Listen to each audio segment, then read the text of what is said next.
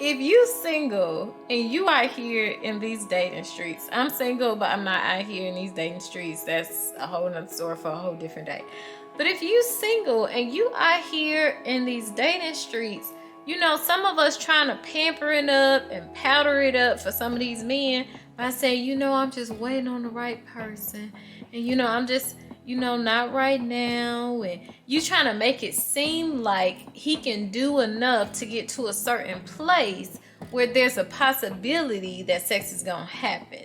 And if your stance is, if you have taken the commitment that no, I am not having sex until I get married, then do not be afraid to be very clear and say, I am not having sex until I get married.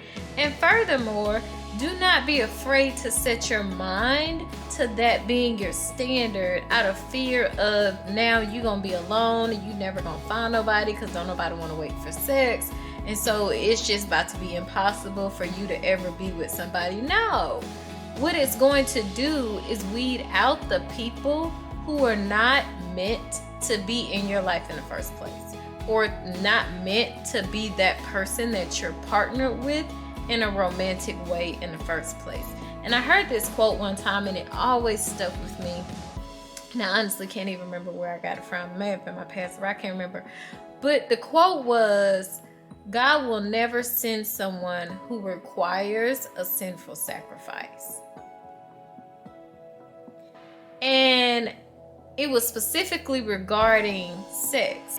And it really stuck with me because it was like, if that's what the person requires, then I can know that that is not the person from God. Or if that is the person from God, that is not the season. This is not the season where God has ordained for me and that person to be connected together, because that is something that He is requiring from me. And so I would say, as a single woman in these streets, stand firm to your conviction of, my body is a temple. I'm going to treat it as such. God sees and knows all. I'm not going to allow myself to enter into that type of space with you. That's what I believe, and that's what I stand on. And this is the thing that people don't talk about not having sex. It's not just I'm abstaining just for abstaining sake and be like, well, I'm just abstaining right now and I'm not having sex. And you just like, well, it's another thing on the to-do list that I can't do. You know what I'm saying? It's like, here go another added to. That's not, honestly, when you stop having sex and giving your body to someone else who is not fully committed to you, what you realize is you take back so much peace. You take back so much of your thoughts in your mind. You take back so much of your walking in the fullness of you and inside of yourself and your spirit. So do not be afraid to say no. It's a no for me.